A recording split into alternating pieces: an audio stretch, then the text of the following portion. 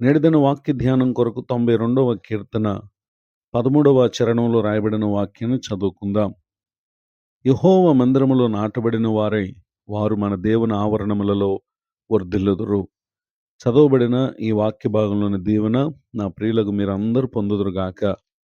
వాక్య ధ్యానం కొరకు ప్రార్థన. ప్రేమ కలిగిన మా తండ్రి, మీకు వందనాలు. నేడు చదవబడిన ఈ వాక్య భాగం ద్వారా మీరు మాతో మాట్లాడి మమ్మలను బలపరచండి. యేసుక్రీస్తునామములో బ్రతిమలు ప్రార్థిస్తున్నాను తండ్రి, ఆమేన్. చదవబడిన ఈ వాక్య భాగంలో పరిశుద్ధాత్మ దేవుడు ఎందరైతే దేవుని మందిరానికి ప్రాధాన్యత ఇచ్చారో వారి జీవితాలను ప్రభువారు వర్ధిల్లింప చేసినటువంటి సంగతులను పరిశుద్ధ గ్రంథంలో మనం చూడగలం. ఒక వ్యక్తి అయితే 2వ దినవృత్తాంతములు 28వ అధ్యాయము 24వ వచనంలో ఆహాజు దేవుని మందిరపు ఉపకరణములను సమకూర్చి వాటిని తగ్గొట్టించి యెహోవా మందిరపు తలుపులను మూసివేయించి యెరూషలేమునంతటా బలిపీఠములు కట్టించెను అనేటటువంటి విషయాన్ని చూస్తున్నాం. ఆ కారణం చేత 25వ వచనం రాయబడిన ఆఖరి వాక్యంలో తన పితరుల దేవుడైన యెహోవాకు కోపము పుట్టించెను అని కూడా ఇక్కడ తెలియచేయటం మనం గమనించగలం. చదవబడిన ఈ వాక్య భాగంలో ఆహాజు దేవుని మందిరాన్ని నిర్లక్ష్యం చేసిన కారణం అతడు దేవుని కోపానికి పాత్రుడై నశించిపోయినటువంటి విషయాలను క్రింది వచనాలు మనం చూడగలం. అయితే అతని కుమారుడైనటువంటి హిజ్కియా తాను చేసినటువంటి పని ఏంటంటే 2వ దినవృత్తాంతములు 31వ అధ్యాయము 20-21 వచనాలలో హిజ్కియా యూదా దేశం అంతటిని ఇలాగున జరిగించి తన దేవుడైన యెహోవా దృష్టికి అనుకూలముగాను యథార్థముగాను నమ్మకంగాను పనిచేయచ్చు వచ్చాను. తన దేవుణ్ణి ఆశ్రయించుటకై దేవుని మందిర సేవా విషయమందేమి, ధర్మశాస్త్ర విషయమందేమి, ధర్మమంతటి విషయమందేమి తాను ఆరంభించిన ప్రతి పని అతడు హృదయపూర్వకంగా జరిగించి వర్ధిల్లెను అని మనం చూస్తూ ఉన్నాం. తన తండ్రి దేన్నైతే అశ్రద్ధ చేశారో దాని పట్ల శ్రద్ధ చూపించినటువంటి వ్యక్తిగా హిజ్కియాను మనం చూస్తున్నాం. ఈ విషయాల వివరణ 2వ దినవృత్తాంతములు 29వ అధ్యాయము 3వ వచనంలో అతడు తన ఏలుబడి యందు మొదటి సంవత్సరం మొదటి నెలను యెహోవా మందిరపు తలుపులను తెరిచి వాటిని బాగు చేసెను అనేటటువంటి విషయాన్ని చూస్తున్నాం.